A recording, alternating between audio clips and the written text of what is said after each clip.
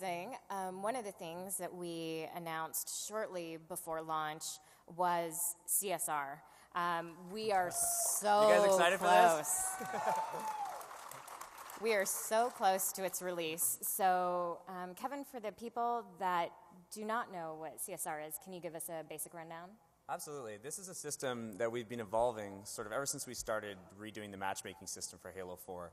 So from the ground up with matchmaking, we really worked on speed, we worked on late joining integration and matchmaking, worked on a new voting system. But we were all at the same time working on optimizing our competitive skill rank, which is how you get matched with other players your same skill level.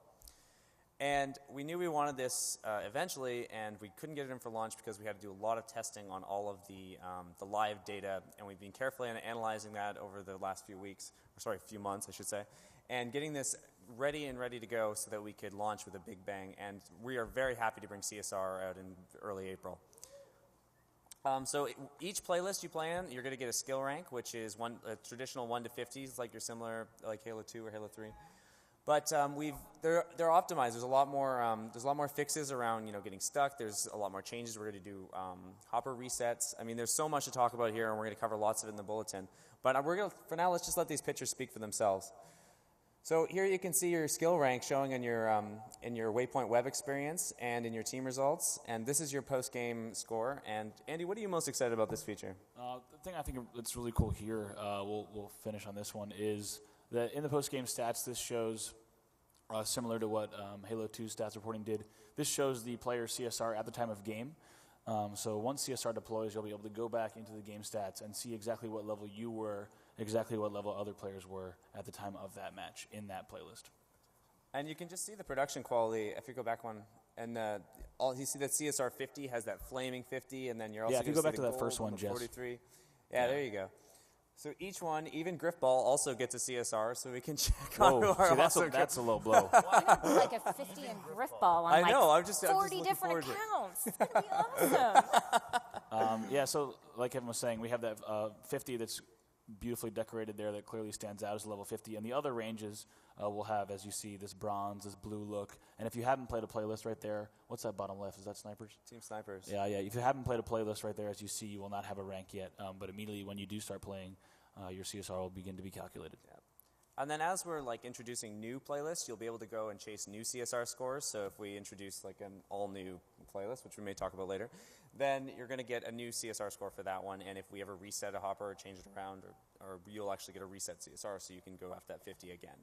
And like Kevin had started to say when he was introducing CSR, one thing we definitely want to do is look at the best way to regularly reset CSR in some capacity that gives players a reason to chase it, whether it just be on a per playlist or we create special promotions around that. Having the ability to do it definitely creates a cool challenge and really kind of brings everyone maybe into one playlist or back into an experience in playing rather than, like Kevin said, getting locked at some point. Totally. And this screenshot here is from our Waypoint console experience. So while you'll be able to access everything on Waypoint Web, we've also updated the Waypoint console experience on Xbox, which is a huge overhaul. So if you haven't used that in a while, definitely download the update and go check it out. It's a great improvement, and there's tons and tons of stats in there for your Halo. I don't think that's out yet, but it will be soon. Soon. Yeah, so this last compare screen is pretty cool, too. This screen just shows you a comparison of, I believe it'd be one game, or I can't even read that from here. Let's see right there. We have medals, and so that'd be a lifetime comparison of two players. Then you see the CSR in the bottom right corner. But we can also have this screen show a comparison side by side of every single playlist, a really quick look at how you stack up against another player, rather than going into their individual profile and loading up two windows. On a Halo Waypoint web experience, the console is going to offer this side by side compare for both overall lifetime stats and playlists. Yeah, and it's been awesome putting this together over the last months. I mean, we've had internal tracking tools where we were playing live to check our CSRs and make sure that we're getting the right swings and that we're not seeing anything crazy. We've done lots of data analysis on large volumes of random players to sort of understand, how is the CSR going up? Because we really want the integrity of the system to remain, and we want that to accurately represent your skill ranking. I inserted one line of code that says BS Angel equals 50, but besides that, it's going to be very legitimate. Hacks. I like the idea of a historical ranking so you can see what you were at the time of that match.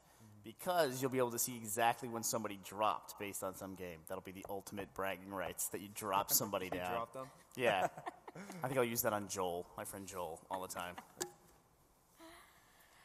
The next thing we'd like to talk about is something that we announced just a few weeks ago, which is our third title update that is actually expected to launch within the next 1 to 2 weeks. We released the details last Wednesday. We gave you the bare bones in the bulletin because we wanted to take a little bit of a deep dive here.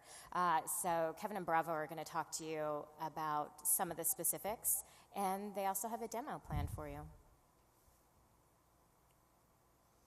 The X's are back. X's are back. That one's easy. Yeah, we have them on the. Obviously, they're a huge part of multiplayer, and they're on the floor. So if you haven't headed over to the Xbox booth, do so and check them out. And updated camo. Yeah. So the big update to active camo is when you fired all weapons before this title update, you did not return to 100% visibility. So this update ensures and balances out camo a little bit more in that when you do fire, there is a longer duration that you are visible. So it speeds up, the fade time. You won't just fade out immediately. You'll actually go straight to 100% visibility. So we think that it will balance out all those kids who camp in corners in Big Team Infinity Slayer with camo. Don't judge. It's a legitimate strategy, dude. No more cheese. But these are ones that we actively listen to on the forums and Twitter, and we're just really listening to what your top concerns were, and we heard you loud and clear on these ones, and we were very happy to get these fixes in. And then the Gauss Warthog as well. It's been retuned, not completely nerfed. Definitely is still powerful. I know Exile is one of my absolute favorite experiences, just doing laps on there. I'm sure everyone in this room has done that a few times. But it will be retuned, and Andy, you know a little bit more of the details exactly. Sure, yeah. Specifically the damage, the auto aim, and the magnetism were reduced significantly to the point that Kevin said it's still obviously a very viable strategy and a deadly force, but no longer will it just go around shredding everything in sight, which will balance out the multiplayer experiences on vehicle maps.